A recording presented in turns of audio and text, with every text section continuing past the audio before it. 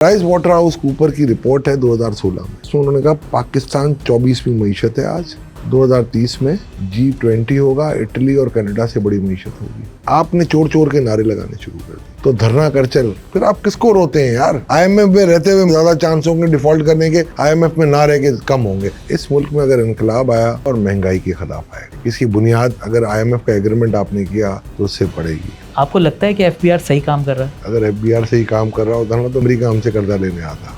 FBR is translating into a security risk for Pakistan. जो export होता है ना, इसके अगेंस्ट 70% का इम्पोर्ट होता है। बात बड़ी अजीब नहीं है कि जो हम एक्सपोर्ट करते हैं उसके लिए भी 70% इम्पोर्ट करते हैं? जी जी बिल्कुल कर रहे हैं। आप किसी भी बड़े इंडस्ट्रियलिस्ट से पूछ लें। कार मैन्युफैक्चरर के MD मेरा दोस्त है, वो कह रहा है कि यार 2 करोड़ की मैं जीप बेच रहा हूँ, सिर्फ मुझे तो 70 लाख मिल रहे हैं भाई, बाकी सरकार टैक्स में ले जाती है, ड्यूटी में ले जाती है। हम इंटरनल डेट के मामले में डिफॉल्ट हो चुके हैं। आपको मेरे कर्जे तो पता है, आपको मेरे असासे पता है। जो SIFC ने टारगेट सेट किया था उतनी सरमायाकारी मुल्क में आ गई है? नहीं आएगी। आपको FDI लानी है कि वो क्यों आएगा जब तक उसको उसके अपने लेवल की इंटरेस्ट और रिटर्न नहीं मिलेंगे।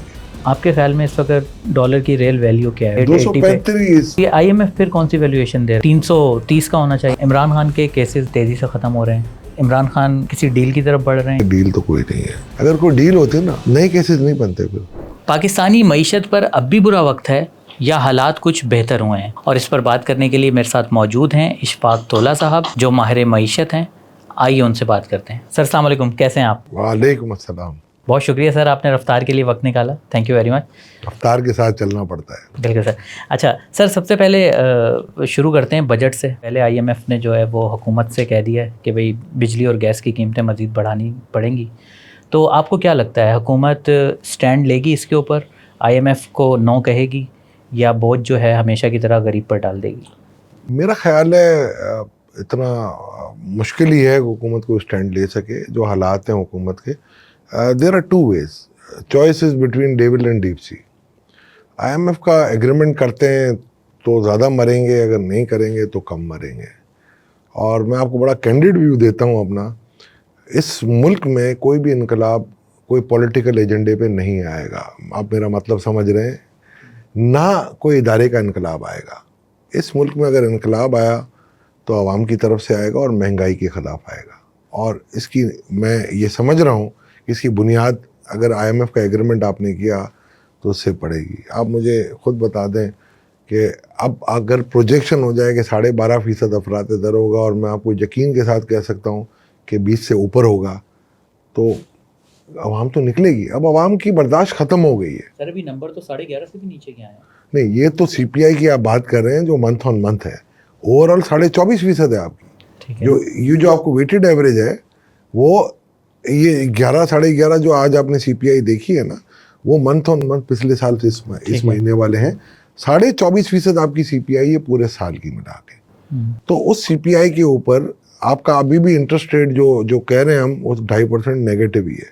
तो IMF का क्या देख रहे हैं आप? लग रहा है कि बिजली और गैस की कीमतें बढ़ेंगी तो हमारी जो मैन्युफैक्चरिंग सेक्टर है, इंडस्ट्री है, वो कैसे कम्पीट करेगा? जी मैं आपको कह रहा हूँ ना कि देखें, IMF का मसला सबसे बड़ा यही है कि वो उनका कसूर नहीं है। वो तो आप जाहिर बात है वो कर दे रहे हैं आपको, तो वो तो आपसे बात करेंगे ना कि जी हमें ये चाहिए।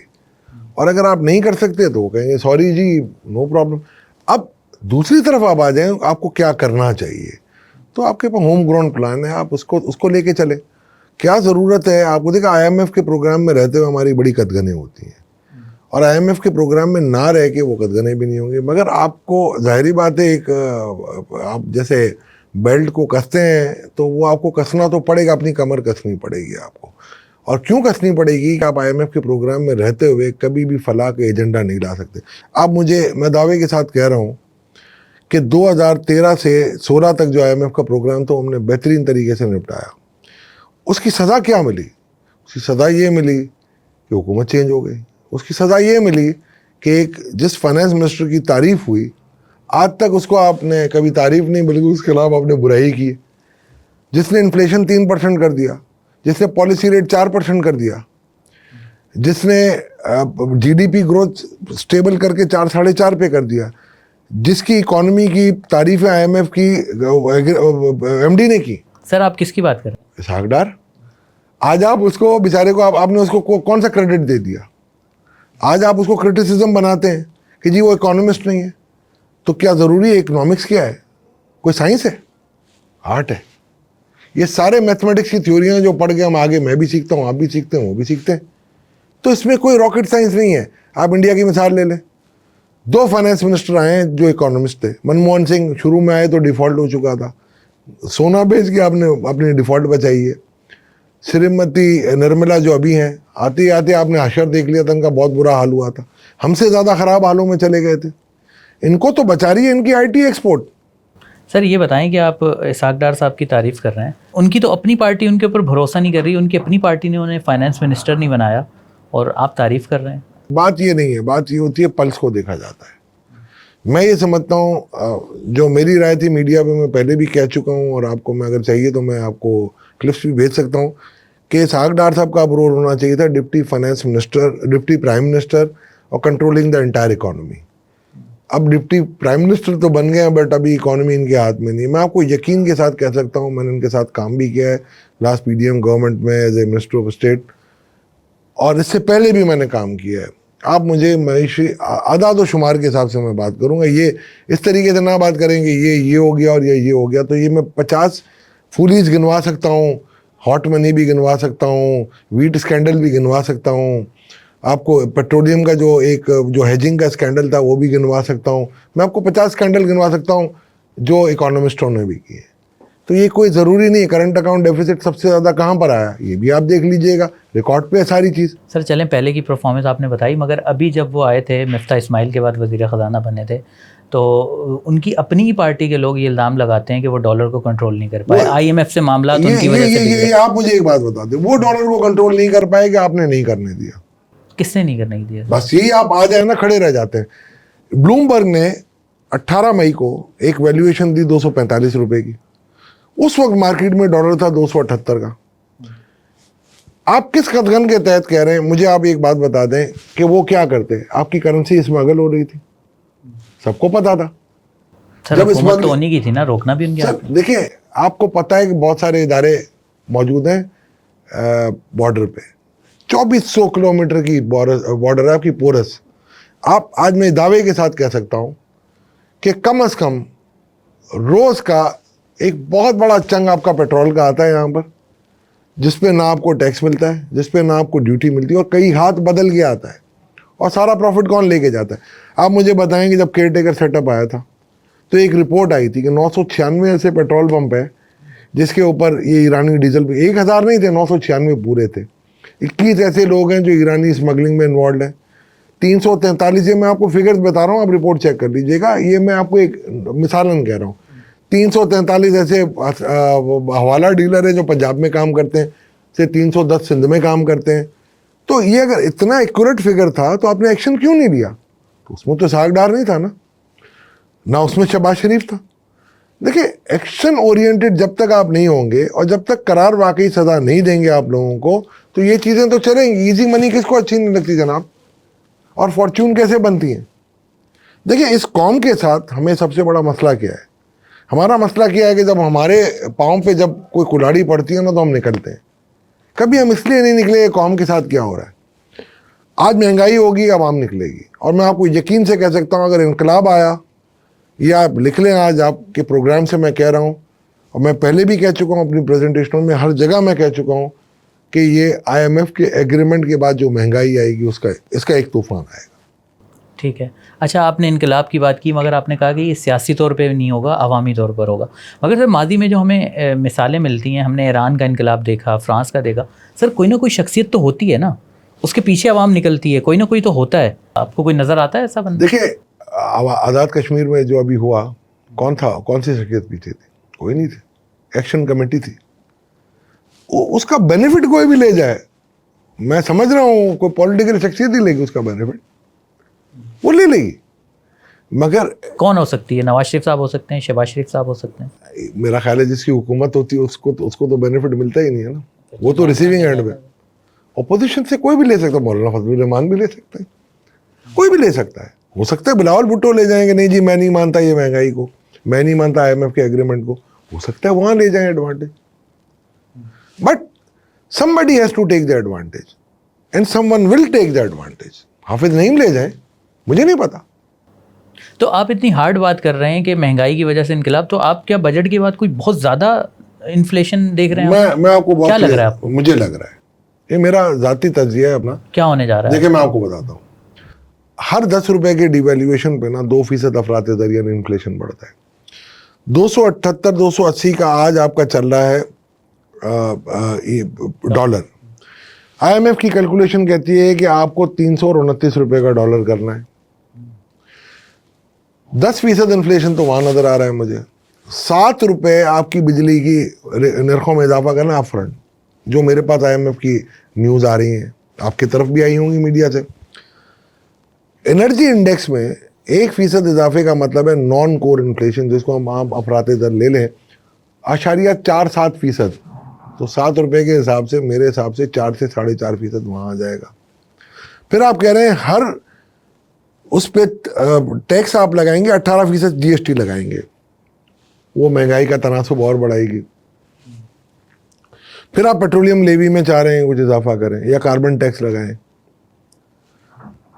आप 1% पेट्रोलियम प्राइस की इंक्रीज का, डीजल का 0.27% इन्फ्लेशन आता है और पेट्रोल का 0.15%। ये पाइट की फिगर है, मेरी नहीं।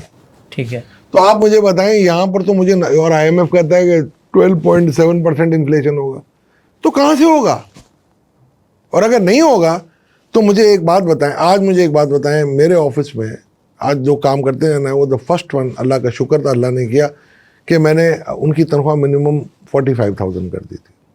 नहीं चल रहा, लोगों के घर में 2-2 लोग कमाने वाले हैं, नहीं चल सक रहे। किराए के मकान में 2 बच्चों को अगर आप स्कूल में पढ़ाना चाहें, मैं नहीं कहता कोई प्राइवेट स्कूल, बड़े स्कूल में, छोटे जो स्कूल मोहल्ले के प्राइवेट स्कूल है ना, उसमें भी अब तालीम नहीं दिलवा सकते बच्चे, और 2 वक्त का खाना बड़ी मुश्किलों से नसीब होता है। आप मुझे एक बात बताएं, एक शख्स खुद तो बीमार रह जाएगा, खुद अगर एक वक्त का खाना खा लेगा, वो बिलखते बच्चों का क्या करेगा? ये लॉ एंड ऑर्डर की सिचुएशन क्यों है? इसीलिए है ना आपकी, कि लोगों के पास पैसा नहीं है। 2 तरीके, या तो कोई अपनी अय्याशी के लिए कर रहा है, या तो ये है कि उसके पास उसके बच्चों के लिए खाने का नहीं है।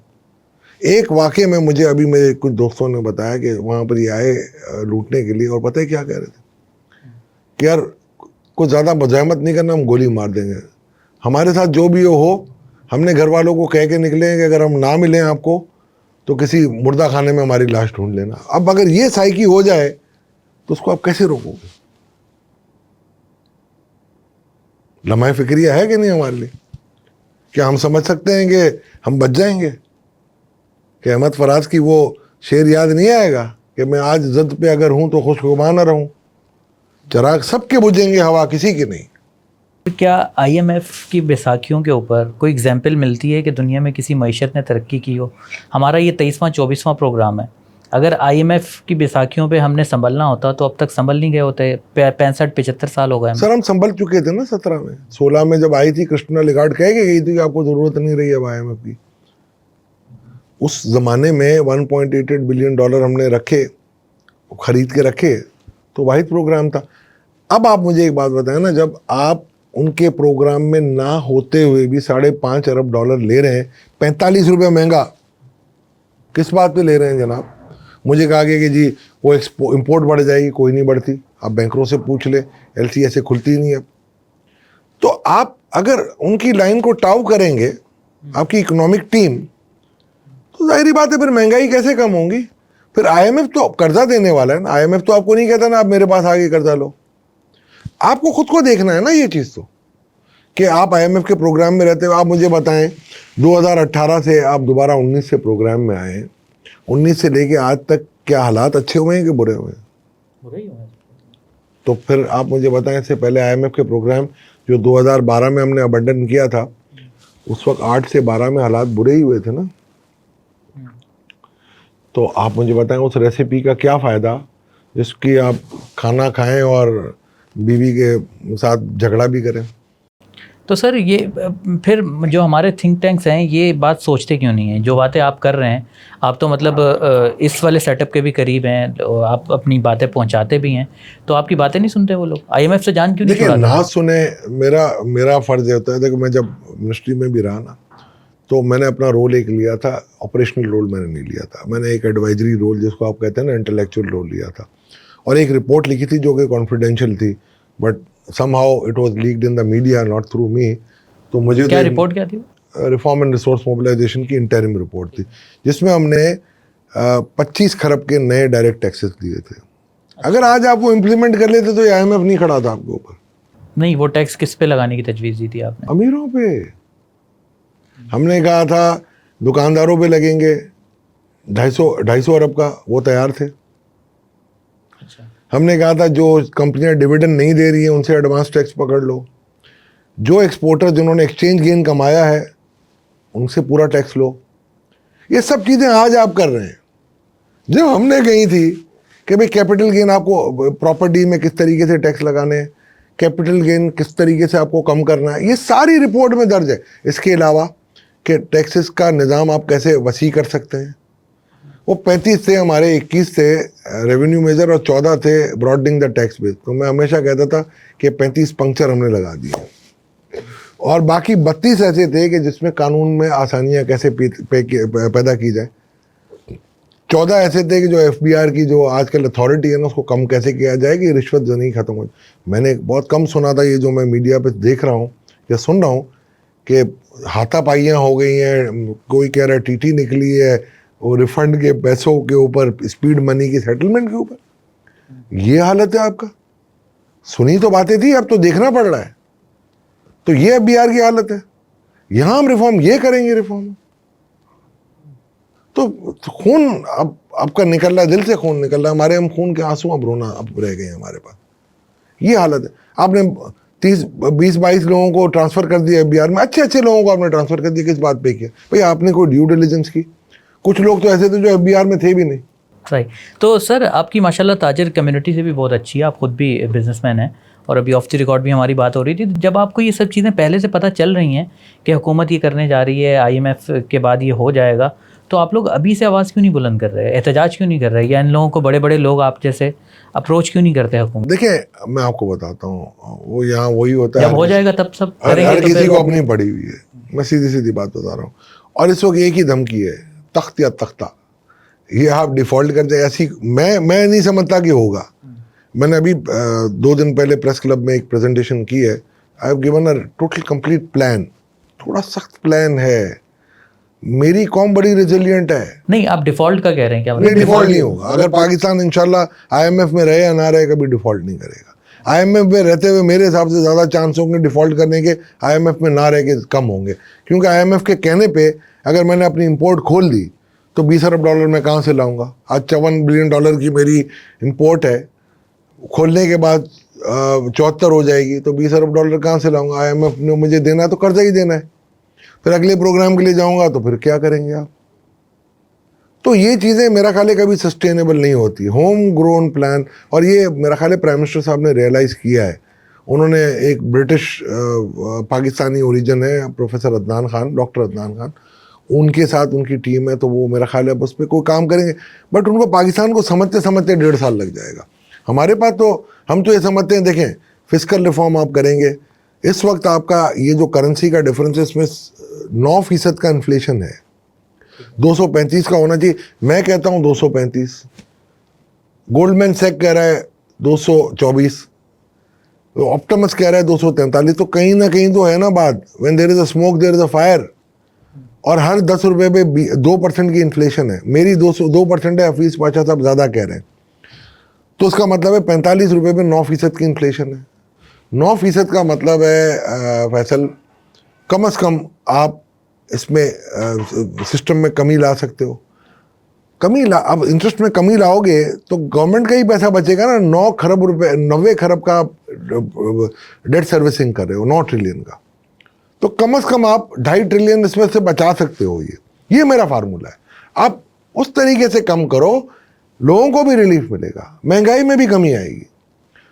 ठीक है, आपकी इस वक्त जो आपको 3 या 4 बिलियन डॉलर एक्स्ट्रा चाहिए, फिर हम अगर IMF के प्रोग्राम में नहीं है तो हम अपनी जो फॉरेन में पैसे पड़े हुए हमारे लोगों के, हम मंगा सकते हैं।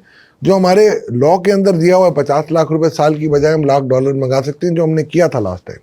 फिर हमें रिवर्स करना पड़ा IMF की वजह से। बहुत सारी चीज़ें हमारे पास, सोल्यूशन हैं। देखें आईएमएफ से जो कर्ज मिलता है सिर्फ वही नहीं होता, आईएमएफ का एक भरोसा भी तो है, एक हाथ भी तो है, जिसकी वजह से हमारे दोस्त हमें पैसे देते हैं। अगर वो हाथ हट जाएगा तो आपको लगता है सऊदी अरब अभी हमें आंखें दिखा रहा है, हाथ नहीं पकड़ा रहा? मुझे सिर्फ एक बार कोई हाथ नहीं दिखा रहा, वो मैं आपको बताऊं, मुझे सिर्फ एक चीज़ चाहिए, इस प्रोग्राम को चलाने के लिए 3 साल की मोरेटोरियम हमारे दोस्तों से मिल जाए। हमारा कमर्शियल जो कर्जा है ना, ये बहुत थोड़ा है। सर लास्ट टाइम याद नहीं है जब आईएमएफ का प्रोग्राम लटका हुआ था तो हमारे दोस्तों ने कह दिया था कि पहले आईएमएफ का प्रोग्राम हो जाए फिर देखते। वो तो बाद में दिया था ना उन्होंने। सर वो तो उन्होंने दे दिया, तभी तो फिर अब- दोस्त अब- ममालिक अब ने भी आप- दिया। आप मेरी बात सुने, आप मुझे एक बात बताएं, अगर आप अपने एसेट बेच के उनको आप अगर रिपेमेंट भी कर देंगे, देखें सीधी सीधी बात है, सम हाउ एंड समवेयर आपको ये काम करना है, बेटर लेट देन नेवर। आज कर लो, कल अगर आप जाओगे और मुसीबत में फंसोगे। मैं आज आपको यकीन के साथ कह सकता हूं कि आईएमएफ के प्रोग्राम में जाके ये जितने भी फिगर्स आते हैं, लास्ट ईयर एक फिगर आई थी कि $6 बिलियन का करंट अकाउंट डेफिसिट होगा आपका। हम पूरा एग्री कर रहे थे, वो पूरी इकोनॉमी वहीं पर रिवॉल्व। मैंने उस वक्त कहा था, मीडिया पे भी कहा था, प्राइवेट लोगों को भी कहा था, मीटिंगों में भी कहा था कि $3 बिलियन से ज़्यादा नहीं आएगा। और आज आप देख लें, आपका सिर्फ $200 मिलियन है। और क्यों है? इसलिए है कि आपने इंपोर्ट को कंट्रोल किया है। आपकी इकोनॉमी सिर्फ उस वक्त ही सही चलेगी जब आप इंपोर्ट को कंट्रोल करोगे। और दूसरी तरफ आपको एग्रीकल्चर को बूस्ट करना है, एग्रीकल्चर को सपोर्ट करें, वो आपको हमेशा मुश्किल से निकालेगी। और आज भी जो जीडीपी आई है ना 2.4 जो फिगर आ रही है, वो सिर्फ एग्रीकल्चर की मरूने मिन्नत है। इंडस्ट्री भी रिवाइव हो रही है। कौन सी इंडस्ट्री का कौन सा सेगमेंट जो मुझे वरी कर रहा है? सिर्फ टेक्सटाइल जो रिवाइव थोड़ा स्लो हो रहा है। बाकी मुझे कोई वरी नहीं है कि ऑटोमोबाइल ना इतनी जल्दी रिवाइव हो, कोई वरी नहीं है मुझे फूड इंडस्ट्री बहुत कम रिवाइव हो, कोई वरी नहीं है कि इलेक्ट्रॉनिक गुड्स की इंडस्ट्री ज़्यादा रिवाइव ना हो। बाकी ठीक है, कारोबार चल रहा है। आप देखें बायंसी है ना आपकी लोकल इकोनॉमी में, तो है। सिवाय एक तबके के लोग पिसे हुए हैं, उनको रिलीफ तो देना है ना। आपने आईएमएफ के प्रोग्राम में रहते हुए आप रिलीफ नहीं दे सकते। सही। अच्छा सर, मैं एज अ इकोनॉमिस्ट आपसे समझना चाह रहा हूँ कि आपने कहा कि हमें अपनी इंपोर्ट को रोकना होगा तभी जो है बात आगे बढ़ेगी। तो सर इससे क्या हमारी एक्सपोर्ट मुतासर नहीं होती? फॉर एग्जांपल अगर कोई एक टेक्सटाइल फैक्ट्री है, वो अगर कोई जीन्स बना रही है, उसका जो बटन है वो हम बाहर से इंपोर्ट करते हैं, तो जब तक वो पूरा पीस नहीं होगा तो हम उसको एक्सपोर्ट कैसे करेंगे? तो ये डिपेंडेंट नहीं है दोनों चीज़ें। देखो आपको जो एक्सपोर्ट होता है ना, इसके अगेंस्ट 70% का इम्पोर्ट होता है। ये वो हमने अलाउ किए हैं। अच्छा, वो तो अलाउड है ना, वो भी अलाउड है, रॉ मटेरियल भी अलाउड है, और आपके जितने भी एसेंशियल फूड आइटम्स हैं वो भी अलाउड है, बट ऑयल भी अलाउड है। उसके कट करने के बावजूद हमने $20 बिलियन काटा है। यानी तौला साहब ये बात बड़ी अजीब नहीं है कि जो हम मतलब एक्सपोर्ट करते हैं उसके लिए भी 70% इंपोर्ट करते हैं? जी बिल्कुल कर रहे हैं। आप किसी भी बड़े इंडस्ट्रियलिस्ट से पूछ लें, हैरत की बात है। हैरत की बात है ना। मगर आप करते हैं, मगर बिकॉज कि आपका जो रॉ मटेरियल है वो कॉटन है। कॉटन में भी आप कोर्सर काउंट बनाते हैं, आपकी जो कैरेक्टरिस्टिक्स है, फाइनर काउंट की जो चीज़ें होती हैं ना, वो आप इंपोर्ट करते हैं। और कोर्सर अगर आपके पास बचता है तो आप एक्सपोर्ट कर देते हैं, तो वो ट्रेड ऑफ हो जाता है। लास्ट ईयर आपकी बिकॉज ऑफ फ्लड आपका कम हो गया था प्रोडक्शन, तो इस मतलब आपकी इस मतलब बहुत अच्छी आपकी यील्ड आई है। सिंध में तो 7th best in the world I है। और इस तरीके से वीट आपकी बहुत अच्छी आई है। अगर आप वीट सही मानों में सॉइंग कर लेना तो आपका करंट अकाउंट डेफिसिट सरप्लस में चेंज हो जाएगा। इस मतलब अगर नाइल ही ना करती ये हुकूमत आपकी केयर टेकर सेटअप, तो आज आपका करंट अकाउंट सरप्लस होता, डेफिसिट नहीं होता। सर हमारा इंटरनल डेट जो है वो 42,000 अरब हो चुका है तकरीबन। तो कुछ लोग तो बल्कि ये भी कह रहे हैं कि ये हमारी हुकूमत कभी अदा नहीं कर सकती। तो आपको क्या लगता है कि हम इंटरनल डेट के मामले में डिफ़ॉल्ट हो चुके हैं? नहीं। देखिए कैसे उतरेगा इतना बड़ा? यही तो देखिए, कर्जा आपका होता है जीडीपी के हिसाब से। पाकिस्तान की बैलेंस शीट देखी आपने? नहीं। हम नेशनल अकाउंट मेथड फॉलो कर रहे हैं यूएन का, और मोस्टली कंट्रीज वही करते हैं। हमारी बैलेंस शीट नहीं बनती। आपको मेरे कर्जे तो पता है, आपको मेरे असासे पता है? नहीं पता। कर्जे के लिए हम ले रहे हैं, और वो इसलिए हो रहा है कि आपका इंटरेस्ट रेट बहुत हाई है। जब आप बजट लेंगे और आपके पास सिर्फ और सिर्फ क्या कहते हैं, मेरे पास 9,400 अरब, वो भी नहीं होता, 9,400 अरब है। 9,400 अरब के बाद मैंने उसमें से कोई 4-4.5 अरब उठा के दे देना, या 5,000-6,000 अरब दे देना सूबों को, या कश्मीर को, गिलगित बल्तिस्तान को। और इसके बाद अगर मेरे पास फ़र्ज़ करें रहता ही कुछ नहीं है, और फिर मैं इसमें से 9 ट्रिलियन का कर्जा पे कर दूँ और डेट सर्विसिंग पे कर दूँ, तो मैं कहाँ से लाऊंगा? मुझे तो कर्जा चाहिए ना। जब मुझे कर्जा मिलेगा तो मेरा कर्जा बढ़ेगा, ठीक है। दूसरा, आपका जो फॉरेन डेट होता है वो इसलिए बढ़ता है कि आपकी करेंसी डिवैल्यूएशन करते तो उससे बढ़ जाता है, रिवैल्यूएशन होगी तो ऑटोमेटिकली कम हो जाएगा।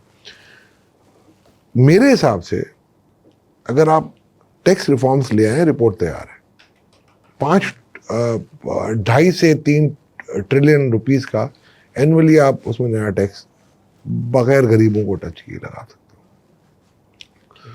और अगर आप इंटरेस्ट रेट कम करो, 1% पे आपको 464 अरब रुपए देने पड़ते हैं, 1%। तो ये जो करेंसी का इधर फैक्टर है ना आपका 235 और 270 का, नहीं, कम करने पे हुकूमत पे बर्डन बढ़ता है, आप ये कह कम रहे हैं? होगा ना।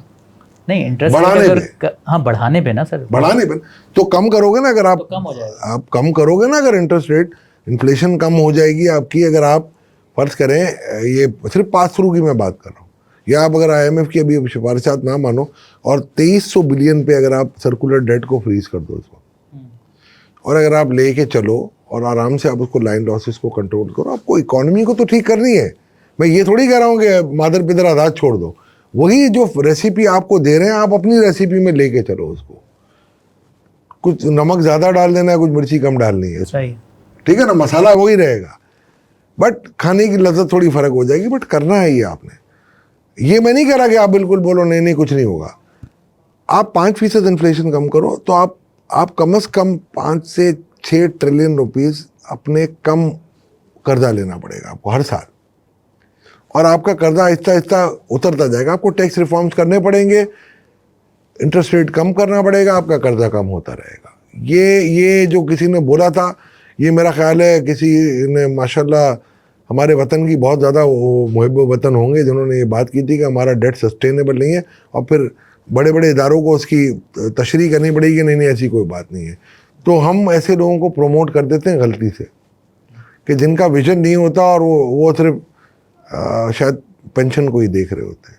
आपकी बातों से नोट किया है कि आप बार बार टैक्स रिफॉर्म्स की बात कर रहे हैं। हमारा एक इदारा है FBR जिसके ज़िम्मे टैक्स जमा करना है, तो आप बार बार वो ऐसी स्कीमें भी लेके आता रहता है, मगर जो लोग उसके साथ करते हैं उसको रिस्पॉन्स देते हैं, तो ऐसा लगता है कि जैसे उस इदारे का मजाक उड़ाया जा रहा है। तो आपको लगता है कि FBR सही काम कर रहा है? अगर FBR सही काम कर रहा होता ना तो मैं मजाकन बात कर रहा हूँ, दिल पे मत लीजिएगा, अमेरिका हमसे कर्जा लेने आता। मैं FBR में बैठ के ये बात कर रहा हूँ। मैंने इतनी टैक्स रिफॉर्म्स की रिपोर्ट लिखी है, मैं आपको यकीन से कह सकता हूँ कि FBR अगर सही काम कर ले तो इस मुल्क के 90% मसले ठीक हो जाएंगे। देखिए, आज से 5 साल पहले एक इकोनॉमिस्ट ने जाके सेनेट की कायमा कमेटी में एक बात की थी, या नेशनल असेंबली में की थी, कि FBR is translating into a security risk for Pakistan.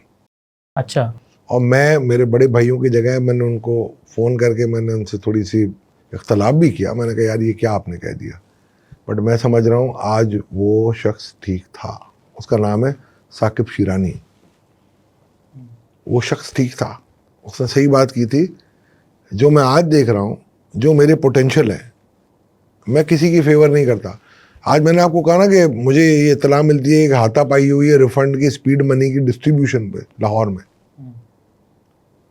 और मैं ज़ाती तौर पे कह रहा हूँ, एक आध अफसर का नाम है, मुझे ज़ाती एक्सपीरियंस है उस शख्स का, ही इज़ अ टेंटेड गाय। तो आप जब तक ये आप एक्शन नहीं लेंगे, जब तक इसकी FIA के थ्रू या जुडिशियल, या आप डिपार्टमेंटल इंक्वायरी करेंगे, जैसे वीट की इंक्वायरी हुई, हशश हो गई। तो हम यही करते रहें कि इदारे के ऊपर उसको बिठा दें, उसके ऊपर उसको बिठा दें। मतलब जो हमारा काम है, हमारी नेचर में ये है कि हमें अपना काम सही से नहीं करना, इसलिए हमारा नहीं करना। वे ऑफ स्टाइल हम हर चीज़ को सियासत की नज़र में ले जाते हैं ना, या सियासत के तनाजुर में ले जाते हैं, या माइट इज राइट के तनाजुर में ले जाते हैं। तो सियासत के तनाजुर में लेके जाएंगे तो फिर आपकी लॉयल्टीज आ जाती हैं सामने कि ये मेरा बंदा है, ये उसका बंदा है। कोई खुदा का बंदा फिर सिर्फ नहीं रहता, फिर ये कहता है कि यार खुदा का बंदा तो मैं हूँ, मगर ये जो है ना मेरा बॉस ये है। हमारी सैलरीड क्लास जो है वो हमारे एक्सपोर्टर से भी ज़्यादा टैक्स देती है और हमारे रिटेलर तो ना होने के बराबर देते हैं। इस बार आपको क्या लग रहा है कि रिटेलर्स के बारे में बड़ी बात हो रही है कि इनको टैक्स नेट में लेके आएंगे, कैसे आपको लगता है भाई? कि ये सिर्फ बातें ही हैं? मैं आपको बताऊं, इनसे मेरी बात हो गई थी, सारे बड़े ताजिर रहनुमा आप फ़ोन करके पूछ रहे, FBR के 3 मेंबर मेरे साथ बैठे थे, हमने सीधा इनसे स्कीम निकाली थी। कोई इनकी ये ताजिर दोस्त और वतन दुश्मन कोई स्कीम नहीं थी। एक स्कीम थी, आप सब का टैक्स कट जाएगा, जहां से आप परचेजेस करते हो 1% कटेगा। कितने की शॉपिंग पे? जितने की भी हो। ना आप ये तो बायर होते हैं ना, ठीक है, शॉपिंग तो आप और मैं करते हैं ना। समझ गया। ठीक है, तो ये कहाँ, या मैन्युफैक्चरर से लेंगे या इंपोर्टर से लेंगे। तो आपके पास 25 ट्रिलियन की ऐसी शॉपिंग थी 2 साल पहले, इनवॉइसिंग थी, सेल्स टैक्स की, जिसपे हम इस पे ये टैक्स लगा सकते। तो ये कानून में मौजूद है, इसमें ये नहीं था कि कोई कानूनी चैलेंज होगा। ये एग्री हो गए, और एग्री होने के बाद यहाँ तक हो गया कि हमने तो आगे भी बता दिया सबको। सर आप कह रहे हैं एग्री हो गए, जबकि मिफ्ता इस्माइल साहब का मैंने इंटरव्यू किया, वो कहते हैं नहीं एग्री होते। नो, शब्बर साहब वो भी कहते हैं कि नहीं। देखिए शब्बर साहब इससे पहले भी मेरी बात हुई, कहते हैं ये मानते ही नहीं है। इससे हमारी फौज इनसे 8 बजे रात दुकानें नहीं बंद करवा सकी सर, ये मानते ही नहीं है। सर मैं उसकी बात नहीं आता, मैं पहले इसकी बात, शब्बर साहब के दौर में मैं एनोमली का चेयरमैन था, CNIC की बात आई, ये सारे लोग आए थे, मैं 8 गवाह मैं आपके सामने पेश कर दूंगा। ये सारे लोग मेरे पास आए कि आप हल निकाल दें, और मैंने हल निकाला है। नहीं मीर से आप पूछ सकते हैं, मेरा ख्याल है काशिफ चौधरी भी थे। हमने ये हल निकाला था कि 30% की कंप्लायंस आप कर दो जुलाई में, और हर महीने 10% बढ़ाते जाओ। जनवरी 20 में हमारे हिसाब से ये कंप्लीट हो जानी चाहिए, स्टेप बाय स्टेप, हर 10% बढ़ाते जाएं, और यही तरीका है आपका। ये कैंडी फ्लॉस भी देनी पड़ती है, स्टिक से नहीं चल रहे। शाम को हमारी एनोमली कमेटी की जो वाइंड अप मीटिंग हुई थी, तो इसमें शब्बर साहब भी आए और हमाद अजहर साहब भी आए। 8 लोग गवाह हैं, इसमें नाम भी ले लूंगा आपके प्रोग्राम में अगर आप कहेंगे तो मुनासिब समझे तो। शब्बर साहब को मैंने समझाया कि आप ये कर लें, मेरे पास रिटर्न डॉक्यूमेंट पड़ा हुआ था इनका, और मैंने इनको अमानतन लिया था कि अगर नहीं हुआ तो मैं आपको वापस कर दूंगा। उसके 2 गारंटर भी थे। शब्बर साहब को मैंने ये कहा, उन्होंने कहा नहीं हम ये इसको एक्सेप्ट नहीं करते। हमाद अजहर साहब ने, उनका स्वाभाविक था वो थे, उन्होंने हम ये कर लेंगे। 3 दिन बाद जो फाइनेंस एक्ट आ गया, और उसके बाद उन्होंने एजिटेट करके ये सरीना होटल तक पहुंचे थे। 3 दिन बाद, मैं ज़्यादा बड़ी दूर की बात नहीं करता, तो खान साहब ने जहांगीर तरीन साहब को डिप्यूट किया कि यार ये मुज़ाकरात करो। और जो अशफाक तोला एंड कंपनी करवा रही थी 100% कंप्लायंस जनवरी 2020 तक, जहांगीर तरीन साहब ने इनसे मुज़ाकरात की, और फिर FBR एग्री कर गया कि जनवरी 20 तक कोई भी कंप्लायंस नहीं होगी। तो ये हासिल हकीकत है। मिफ्ता इस्माइल साहब के दौर में जो 3000 रुपये का टैक्स था, उसमें मेरी रिपोर्ट है, अगर आपको चाहिए मैं दे सकता हूँ। मैं उस वक्त भी एनोमली का चेयरमैन में ही था। उसमें ये रिपोर्ट थी, हमने इनको कहा था कि जो 3000 रुपये तक अगर जिसका बिल आता हो, अगर यार मेरा बिल ही 100 रुपये आता है, मुझे को 3000 टैक्स दे दो तो मैं कहाँ से दूंगा। तो मैंने इनको ये रिक्वेस्ट की थी कि जिनका जितना बिल आता है ना, उतना आप टैक्स ले लो, फ्यूल एडजस्टमेंट चार्ज निकाल के, क्योंकि ये बैकडेट के आप लेते हो, और टैक्सेस निकाल के उसका आप उतना टैक्स ले लो, और देने के लिए तैयार थे। ठीक है। और इससे ऊपर जो भी है वो कैस्केडिंग आप कर लीजिए। तो उस वक्त के जो चेयरमैन थे और जो मेंबर पॉलिसी थे, हमारी जब मीटिंग हुई तो उन्होंने कहा कि सर 52 बिलियन का या 42 बिलियन का हमारा टोटल टारगेट है, और इसमें ये तोला साहब की बात मान लें तो 29 बिलियन तो निकल गया। तो मैं ये कह के उठा था कि अब तो पूरा 42 या 52 जो भी है वो सारा निकल जाएगा, आप देख लीजिएगा, और यही हुआ। तो देखिए आप, एक है टैक्स और एक है taxation. Taxation is a science कि भाई क्या लगाना है, आपकी इकॉनमी क्या बर्दाश्त कर सकती है, ये आगे सस्टेनेबल है भी कि नहीं, ये एक्सेप्टेबल है भी कि नहीं। तो यहाँ लोग टैक्स तो जानते हैं, टैक्सेशन नहीं जानते। ये बताएं कि सर ये जो IPPs का मामला चल रहा है और हमारा सर्कुलर डेट इस वक्त बहुत ज़्यादा बढ़ चुका है, तो आपको क्या लगता है कि इसका जिम्मेदार कौन है मामला यहाँ तक पहुँचने में? टेक और पे। आप मुझे एक बात बताएं, आज आप बैंक में अपने पैसे रखवाते हैं, मैं सिर्फ एक मिसाल दे रहा हूँ, तो बैंक आपको कह दे कि यार मैं कमाऊंगा तो तुम्हें दूंगा वरना नहीं दूंगा, तो आप रखोगे? नहीं, ऐसी बात है। तो IPP भी यही कहती है, जब आपके पास मुल्क में इन्वेस्टमेंट करें, जब आप अंधेरों में थे तो उनको जब आप इन्वेस्टमेंट के लिए बुला रहे थे तो उन्होंने ये कहा कि भाई हमें तो एक रिटर्न चाहिए ना, मेरा पैसा, जिस कंट्री का रिस्क प्रीमियम 18.88% हो, रिस्क प्रीमियम की बात कर रहा हूँ, तो मुझे एक बात बताएं, उस कंट्री में इन्वेस्टमेंट करने के लिए जो आएगा उसको 25% तो चाहिए ना। तो 16% IRR पे वो आए थे। मगर सर ये भी तो देखें ना कि 2018 के बाद से मुल्क में बिजली सरप्लस है, उसके बाद भी IPPs लगे हैं, तब भी वही शर्तें नहीं, थी। उसके बाद IPP नहीं लगे, उसके बाद आपने जो लिया ना वो बिड किए, और आपने क्या किया कि महंगी बिजली छोड़िए और 4 सेंट 4.5 सेंट वाले आपने विंड वाले ज़्यादातर लिए आपने, सोलर या विंड लिए, और कोल के आपने लगाए। मेरा ख्याल है कोल का लगाना थोड़ा सा, मैं खुद प्राइवेटाइजेशन के बोर्ड पे रहा, मुझे पता है कि बड़ा मुश्किल वाला काम था ये। बट आप रिन्यूएबल एनर्जी लगाएं, क्योंकि आपकी इसकी फ्यूल की इंपोर्ट नहीं होगी। देखिए, आपको FDI लानी है, FDI हर किसी को लानी है। पहले आप मुल्क में मईशत को इस्तेहकाम देंगे तो FDI आएगी। सही। या तो आपको गोल्ड माइन बेचनी पड़ेगी, ठीक है ना। और ये एक बात बहुत मुसल्लमा उसूल है कि वो क्यों आएगा जब तक उसको उसके अपने लेवल की इंटरेस्ट और रिटर्न नहीं मिलेंगे। ठीक है। तो ये आप नहीं कह सकते कि हर किसी का अपना डिसीजन है। ऑब्जेक्टिविटी और सब्जेक्टिविटी में थोड़ा बहुत तो फ़र्क हो सकता है, बट मैं ये नहीं कह सकता कि हर कोई चोर था। सही। सर नो डाउट हमारी मईशत मुश्किल वक्त से गुजर रही है, मगर SIFC भी काफ़ी कोशिशें कर रही है इसको ट्रैक पर लाने के लिए, और बहुत सी कोशिशें उनकी हैं भी।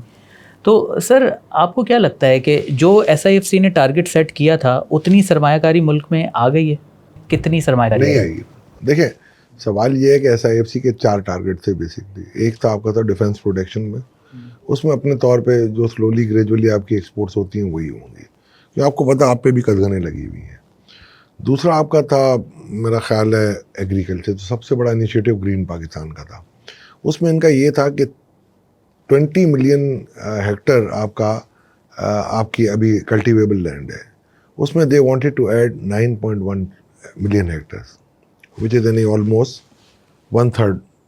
और 1/3 का मतलब है आप इस GDP को जो 23 से 24% है उसको आप 35% की तरफ ले जाना चाह रहे थे। एवरेजेस के हिसाब से बात कर रहा हूँ, इसकी इकोनॉमिक वर्किंग मुझे करनी पड़ेगी। मगर मसला ये है कि देखिए, कुछ तो बड़ी फर्टाइल लैंड है और कुछ ऐसी लैंड है जहाँ पर आपको बहुत टाइम लगेगा। और ये नहीं है, मैं वैसे मायूस नहीं हूँ, जिस तरीके से लिम्स काम कर रहा है इनका, मार्वलस। आप कभी दौरा करें उनका, मैं दौरा कर चुका हूँ। अच्छा। बड़ा अच्छा काम कर रहा है। अगर एग्रीकल्चर रेवोल्यूशन वो लेके आ जाते हैं तो SIFC से अच्छा कोई काम नहीं करेगा। सर FDI क्यों नहीं आ रही? FDI आना चाहिए थी ना। देखिए, इसका FDI कब आएगी? जब आपकी अपनी मुल्क की मईशत वो FDI कब आएगी, और FDI में कौन सी लानी चाहिए? मैं तो FDI लाने के उस वक्त हक में हूँ कि अगर वो FDI एक्सपोर्ट डॉलर के लेके आए। अगर फ़र्ज़ करें, अगर ये कार मैन्युफैक्चरर है, अब हम लोकल बेचते हैं बेचारे, ना ये डेवलप हो चुके हैं ना कुछ हो चुके हैं, अब लोकली वो दे रहे हैं। अब उस दिन मैं सुन रहा था एक कार मैन्युफैक्चरर के MD का, मेरा दोस्त है, वो कह रहा है कि यार 2 करोड़ की मैं जीप बेच रहा हूँ, सिर्फ मुझे तो 70 लाख मिल रहे हैं भाई, बाकी सरकार टैक्स में ले जाती है, ड्यूटी में ले जाती है, तो क्या परफॉर्मेंस देगा? आप अगर यही चीज़ एक्सपोर्ट करें, आप उसकी 70 लाख की बजाय 1 करोड़ की आप अगर अपनी इनपुट डालें और इसको एक्सपोर्ट करें तो पाकिस्तान का फ़ायदा है। आप इंपोर्ट करोगे ना, कुछ तो वैल्यू एडिशन होगी, कुछ तो मेरे लोगों को नौकरी मिलेगी ना। आज बांग्लादेश का मॉडल क्या है? आपने गाड़ियों की बात की, हम तो गाड़ी बनाने के काबिल ही नहीं है ना, हम तो असेंबलर हैं। नहीं सर, ये ऐसा नहीं, ऐसा तब वही मैं कह रहा हूँ ना आपको कि आपको अपने पाँव पे खड़ा रहने की डिलीशन पॉलिसी थी बगैर। आज किसी को ये नहीं पता डिलीशन पॉलिसी क्यों हटी है, तबसरे करवा ले, WTO की वजह से हटी। आप नहीं कर सकते थे कि भाई, आप ये नहीं कह सकते थे कि ये चीज़ तुम चाइना से ना मंगाओ, ये जापान से ना मंगाओ, भाई मंगानी है, या आप अपने मुल्क में कंपटीशन क्रिएट करें। तो आपकी इकोनॉमीज ऑफ स्केल इतनी बड़ी नहीं है कि आप कर सकें। देखिए, यही चीज़ थाईलैंड में बनती है, एक जीप पाकिस्तान आती है, बड़ी अच्छी चलती है। यही चीज़ पाकिस्तान में बनती है तो क्यों इतनी अच्छी नहीं बनती? क्योंकि लोकल जो इंग्रेडिएंट, आपके जो इनपुट्स हैं इसके, वो उतने क्वालिटी के नहीं है। ये एक मैं बात बताता हूँ, SIFC में जो ये काम हो रहा है एग्रीकल्चर में, अगर ये किक ऑफ सही मानूं में, मैंने उनको एक मशवरा दिया कि इसको रीट पे ले आए। अच्छा सर, ये मैं आपसे समझना चाह रहा हूँ कि ये जो एग्रीकल्चर का जो प्रोजेक्ट है SIFC का, ये है क्या? ये हम मतलब यहाँ पर क्रॉप पैदा करके एक्सपोर्ट करेंगे या यहीं कंज्यूम करेंगे? क्या प्रोजेक्ट? देखिए, हमारे पास जो हमारी जो कंजम्पशन के लिए जो चीज़ें चाहिए ना, उसमें wheat we are sufficient. Wheat तो अगर हम सही मानों में चाहें तो हम एक्सपोर्ट भी कर सकते हैं अगर सही में। कॉटन में we are sufficient, coarser count में फाइनल काउंट हमें बुलानी पड़ेगी। Rice we are sufficient, we are exporting rice. हमें फ्रूट वेजिटेबल हमें चाहिए, हमें मेज़ चाहिए, मेज़ हम काफ़ी बनाते हैं, मगर फिर इसके बाद हमें लेंटिल जो दालें हैं वो हमें चाहिए। हमें लाइव स्टॉक हमारा बहुत बड़ा एक एसेट है। आपके कितने बिलियन लीटर दूध ज़ाया हो जाता है जो कि आप एक्सपोर्ट कर सकते हो। जानवर आपका सही मायनों में हेल्दी नहीं होता। तो इन सारी चीज़ों पे उन्होंने फोकस किया था कि ब्रीडिंग फार्म कैसे बनेंगे, कैमल ब्रीडिंग फार्म। एक कैमल इतना एक्सपेंसिव जाता है, और ये बैरून मुल्क के जो इन्वेस्टर हैं वो आ रहे हैं, आना चाह रहे हैं। वो उनको फैसिलिटेशन करनी पड़ेगी, वो देखना चाहते हैं कि क्या होता। अब उन्होंने हज़ार एकड़ पे उन्होंने फिजिबिलिटियाँ बना के भी दी लोगों को, और लोग आ भी रहे हैं। कुछ अच्छे लोकल इन्वेस्टर्स ने 50-50 हज़ार एकड़ लिए भी हैं, बट ये बहुत स्लो प्रोग्रेस कर रहा है। सर अभी आपने ये एग्रीकल्चर की बातें की, लाइफ स्टॉक की बातें की कि SIFC इन सब के ऊपर काम कर रहा है। तो सर मगर शुरू में जब SIFC बना था तो $100 अरब की तकरीबन बात हुई थी। कुछ 100 कह रहे थे, कुछ 50 कह रहे थे, मगर 100 की बात हो रही थी। तो सर इन चीज़ों से क्या $100 अरब पाकिस्तान में आ सकता है? बहुत आसानी से।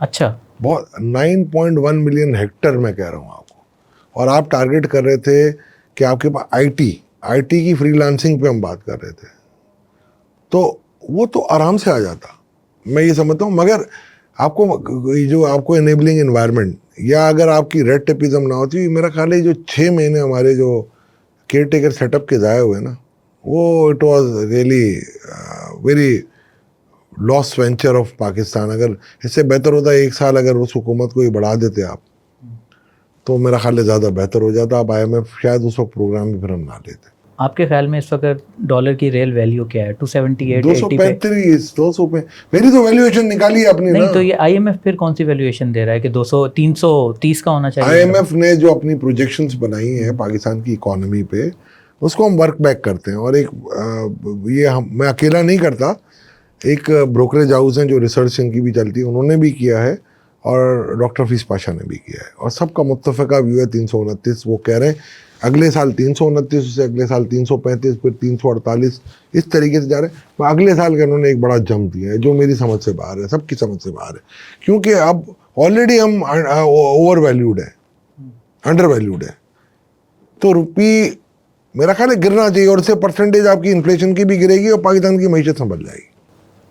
ठीक है। वो ये कहते हैं कि जी आपकी जो है ना वो स्पेंडिंग बढ़ जाएगी। वो भाई हमने तो पूरे एनालिसिस किए, आज की मेरी रिपोर्ट है, आपको कल भेज दूंगा, आप देख लीजिएगा कि भाई जितना आपका ब्रॉड मनी या जितनी करेंसी इन सर्कुलेशन है ना, वो कम हुई है। अच्छा, ठीक है ना, और इसका कोई मेजर इम्पैक्ट आपको नहीं मिला है।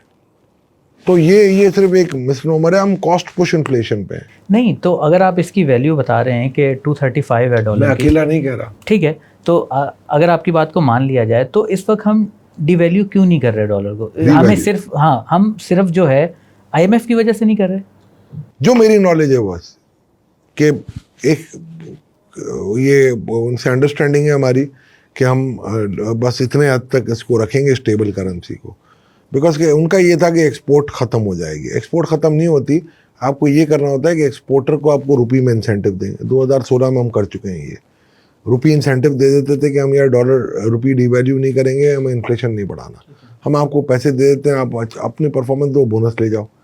इसके बाद मुफ्ता इस्माइल साहब ने 10% डिवैल्यूएशन भी की और वो बोनस भी बढ़ाया, मगर कोई परफॉर्मेंस ही नहीं आ रही आपकी एक्सपोर्ट की। सही। इसके लिए तो कोई मेजर सर्जरी करनी है आपको एक्सपोर्ट के लिए।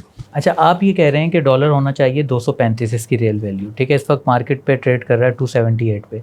IMF कह रहा है 300 ऊपर होना चाहिए, 300 से ऊपर, हाँ 300 से ऊपर होना चाहिए अगले साल। हमारी जो वर्किंग है वो 295 की अगले साल तक। ठीक है, अब ये बताएं कि अब होगा क्या? हम इसमें भी IMF की बात मानेंगे जैसे गैस और बिजली की कीमतों में मानेंगे, या हम बोलेंगे नहीं यार हमें करने दो जो कर रहा है? मैं ऐसे तो नहीं कर रहा ना, इनकलाब आएगा। अच्छा सर, इकॉनमी, आप इकोनॉमिस्ट तो हैं ही, आपको पता ही है कि इकॉनमी के क्या हालात हैं, फिर ये IMF, महंगाई, इनकलाब की बातें आप कर रहे हैं, तो मुल्क के हालात कुछ अच्छे नज़र नहीं आ रहे। तो हमारी यूथ भी काफ़ी मायूस है, लोग, आपको नंबर्स नज़र आ ही रहे होंगे कि कितने लोग मुल्क से बाहर जा रहे हैं, मुल्क छोड़ के। आपको क्या लग रहा है, आपको भी मायूसी है? सवाल ही पैदा नहीं होता। ये मेरा मुल्क है, इसने मुझे बहुत कुछ दिया है। मेरे वालिद साहब आज जिंदा हैं और he is the senior most journalist, living journalist. अच्छा।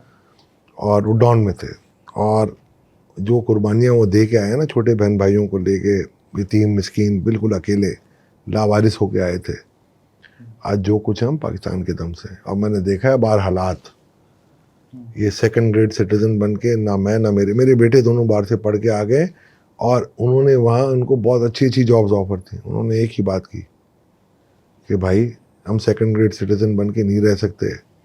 दूसरी बात, एक बात याद रखिएगा, ये कौम बड़ी रेजिलियंट है। ये जो जा रहे हैं ना, बिल्कुल सही, मैं आपकी बात बिल्कुल एग्री करता हूँ, बट उस वक्त भी जाते थे जब हमने क्वालिफाई किया था। उस वक्त 14 क्वालिफाई होते थे, 8 चले जाते थे। अब 400 होते हैं, 300 चले जाते हैं। तो रेशियो तो वही है। मतलब आप पूरी उम्मीद है कि हालात बदलेंगे और अच्छे होने की तरफ जाएंगे। मैं एक बात कहूँ,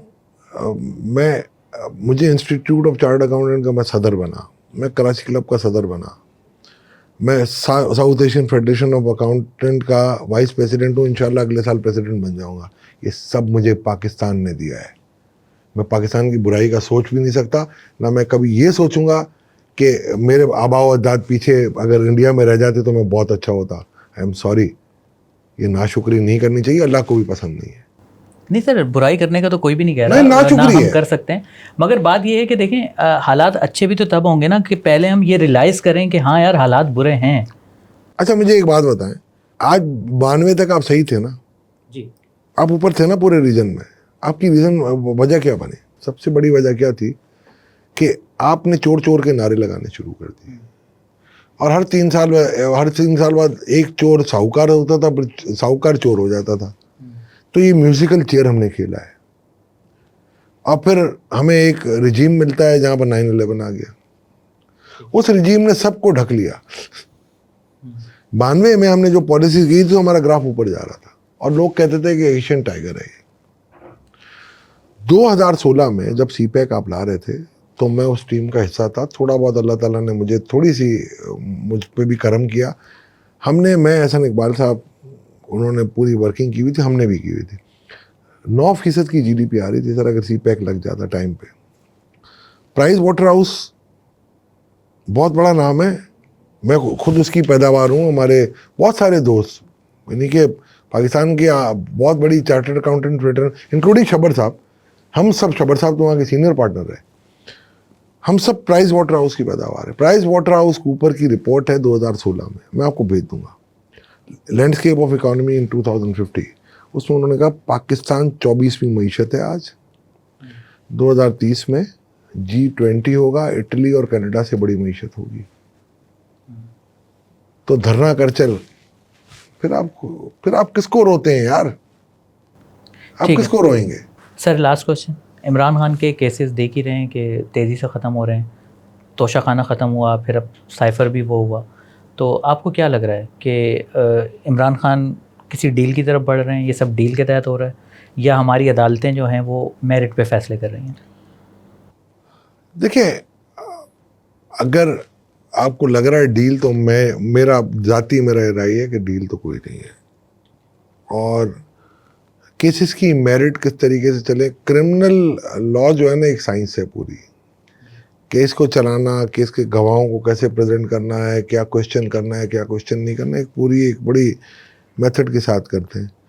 तो मैं ये समझता हूँ अगर कोताही है तो प्रोसिक्यूशन में रही है, और अगर केसेस में जान नहीं थी, जैसे साइफर के केस की आप बात कर रहे हैं, तो ये तो मेरा ख्याल है अगर नहीं है, और आज अगर मौजूद अदलिया ने एक फैसला दे दिया इस्लामाबाद हाई कोर्ट ने कि वो बरी हुए हैं, शाह महमूद और वो दोनों बरी हो गए, तो मेरा ख्याल है ठीक है। जाहिर बात है, आप देखें अगर कोई डील होती ना, मैं समझता हूँ, मेरी ज़ाती राय है, नए केसेस नहीं बनते। फिर जैसे शाह महमूद पे 6 केसेस बने हुए हैं, उसमें उनकी अरेस्ट शो की गई, तो अगर ये भांपा जाता कि जी यहाँ पर ये इनको छुड़वाना है, तो फिर नए केसेस नहीं बनाए जाते। तो मैं इस इन्फ्लुएंस से कह रहा हूँ कि कोई डील नहीं है। ये हुकूमत 5 साल पूरे करती नज़र आ रही है आपको? तो ये तो आपको मैंने वर्ड गो पे बता दिया था कि अपने हाथ में होता है, बस अल्लाह जानता है, अल्लाह अला कुल्ले शैइन कदीर, गैब का इल्म तो उसी के पास है। बट मैं आपकी ऑब्जर्वेशन क्या है? In this condition it will be very difficult. हो सकता है from with in the assembly कोई चेंज आ जाए, बट आप ये पूछें मुझसे असेंबली 5 साल करेगी कि नहीं? अच्छा, कर सकती है, बट हुकूमत का करना, असेंबली तो पिछली वाली भी सर 5 साल पूरे हुए हैं, 4 दफ़ा से कर रहे हैं असेंबलियाँ तो अल्हम्दुलिल्लाह।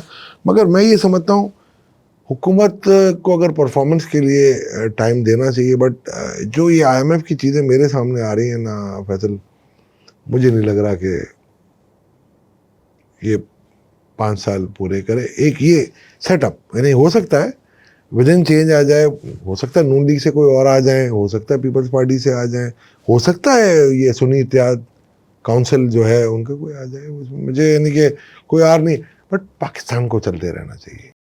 बिल्कुल सर, सही कहा आपने। चलें सर, जो भी हो अल्लाह करे कि पाकिस्तान के हक में अच्छा हो, और उम्मीद भी This is करते हैं, what- दुआ भी this यही is what करते हैं। I am also। बहुत शुक्रिया सर आपके वक्त का। इंशाल्लाह दोबारा भी आपसे मुलाकात होगी। Thank you। Thank you sir, thank you.